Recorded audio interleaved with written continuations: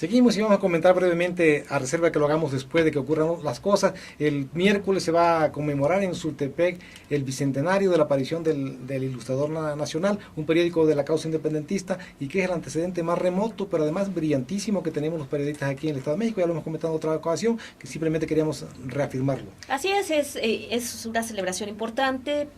A veces las autoridades también la han celebrado. Seguramente ahora, pues con la veda electoral va a ser algo muy discreto, pero bueno, es importante pues recordarlo. En este caso va a haber dos ceremonias, una que podemos llamar la institucional de los poderes y la otra que organiza una serie de organizaciones periodísticas, y eso es al margen de lo que hace el gobierno, pero de todos modos el acto es importantísimo porque se cumplen 200 años de que hizo su aparición la prensa escrita en México. Así es, en el Estado de México. Y es muy importante darlo a conocer porque hay mucha gente que no lo sabe también y bueno, no olvidarlo. Y bueno, también mencionar que el órgano superior de fiscalización tiene abiertas investigaciones a 286 exediles, bueno, entre ellos exalcaldes, extesoreros, exsíndicos, pero también exdirectores de obras y de algunas otras de algunos otros organismos de agua, DIFs municipales, que se están investigando porque no han logrado aclarar observaciones. Y esto data del 2003 a la fecha. Es un número importante y habrá que ver qué pasa y si logran pues aclarar lo que se les está señalando o resarcir algún daño a la hacienda pública. Esto es importantísimo, que el órgano superior de fiscalización de verdad actúe con energía, aplique la ley. Entendemos por razones políticas que no se quiera actuar ahorita antes de las elecciones, pero después del 1 de julio tienen que proceder. No es posible. La gran impunidad que existe en el Estado de México en la cuestión de la corrupción tiene que ver mucho con el sistema de fiscalización, específicamente el órgano superior de fiscalización. Sí, son 286, 100 de una administración de las 2003-2006, 186 del 2006-2009 y bueno, la verdad es que es importante que se aclare porque hay muchísimas observaciones en el sentido de que puede haber daño a la hacienda pública, de que no se ha aclarado si hicieron obras de manera adecuada y lo importante aquí pues es que estos exfuncionarios y exediles no están libres de responsabilidad y probablemente algunos, no se puede saber por qué se crecía en esas investigaciones, pero tal vez algunos de ellos sean candidatos y no lo sabemos. Sí, y si son candidatos y ya quieren fuero, ya no nos va a poder proceder contra ellos, pero de todo modo es necesario que la órgano superior de fiscalización agilice sus procedimientos. No es posible que quienes terminaron en el 2006, estamos en 2012, todavía no tenga resultados, no hayan resarcido daños, incluso pagado con cárcel si cometieron delitos de corrupción, y eso es muy grave. Precisamente por eso alienta a los demás alcaldes a ser corruptos, porque no se les castiga. Sí, la verdad es que hay muchísima lentitud e ineficacia, lamentablemente, y son muy pocos los casos que se llegan a sancionar.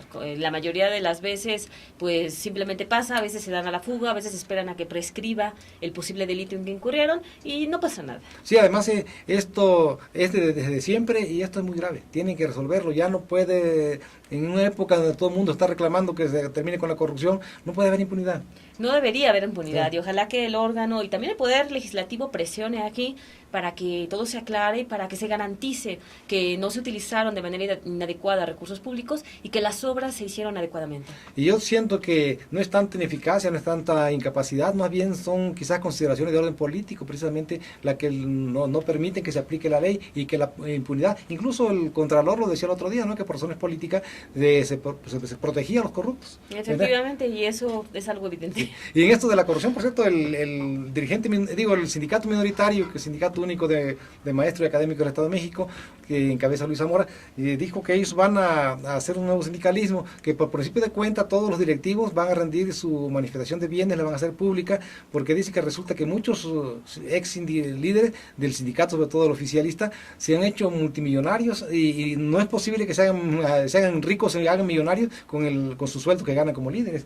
Sí, la verdad es que aquí también habría que, bueno, se tendría que hacer una investigación. Lamentablemente, pues los sindicatos como son, pues gremios aparte, digamos, que no dependen de gobiernos, aunque sí reciben recursos públicos de, por ejemplo, el SUTEM, el CENSEM, los que dependen, ¿no? Que tienen funcionarios públicos entre su gremio, sus agremiados, no se transparentan, no quieren rendir cuentas, simplemente dicen que pues son sindicatos que se rigen por sus propios estatutos y que no tienen obligación, lo cual no es cierto y es lamentable. Sí, porque definitivamente quizás no tienen la obligación de rendir cuentas ante los organismos públicos de fiscalización, pero tienen la obligación de rendir cuentas bien claras a sus agremiados, los que le aportan las cuotas, y esto no lo hacen. Hay por ahí en el sindicato del Magisterio Estatal un fondo que le dicen, no recuerdo cómo se llama, pero tiene que ver mucho para cuando se mueren, que o se retiran o se jubilan, le dan un dinero y lo manejan en la absoluta opacidad, nadie sabe cuánto es y le dan a cada quien según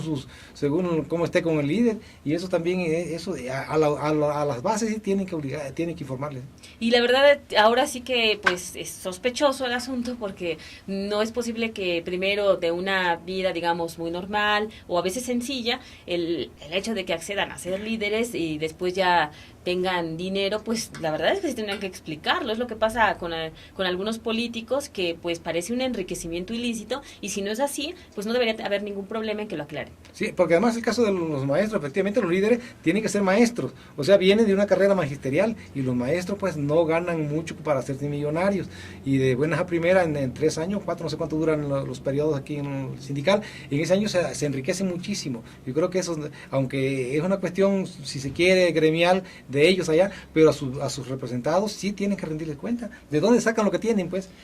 Y lo que propone Zamora debería ser en todos los sindicatos, de rendir manifestación de bienes, cuánto tienen y cuánto tienen después. Sí, la verdad es que tendrían que hacerlo. Este es un tema que se ha estado polemizando, el hecho de que, por ejemplo, la ley de transparencia tiene que transparentarse sindicatos y tienen que transparentarse también directamente los partidos políticos, porque actualmente todo se hace a través del Instituto Electoral del Estado de México, pero al recibir recursos públicos, en ambos casos, sindicatos y partidos, tendrían que ser objetos de la ley de transparencia para que toda la gente pueda saber qué está pasando con el dinero que se les envía. Sí, empezando también por el propio gobierno. El gobierno debería informar cuánto le da, más allá de los sueldos y de esas cosas, a las organizaciones gremiales, ¿eh? Claro, porque se habla mucho de comisiones, de algunas percepciones especiales que no están, digamos, registradas o que no se hacen públicas, y es importante que todos conozcamos qué está pasando, porque el dinero es eso, es público, su nombre lo dice, y entonces a todos nos interesa, y la mejor manera de evitar sospechosismos y de evitar irregularidades es darlo a conocer, transparentarlo, hacerlo público. Sí, y de frenar también que la corrupción, es que haya rendición de cuentas y transparencia. Así es, eso sería lo ideal. Pero bueno, pues queremos agradecer como siempre que hayas estado con nosotros. Macario, buena tarde. Buenas tardes, y ojalá que nos puedas seguir en otro programa y en nuestra página www.jornal2030.wordpress.com. Los esperamos. Buenas tardes.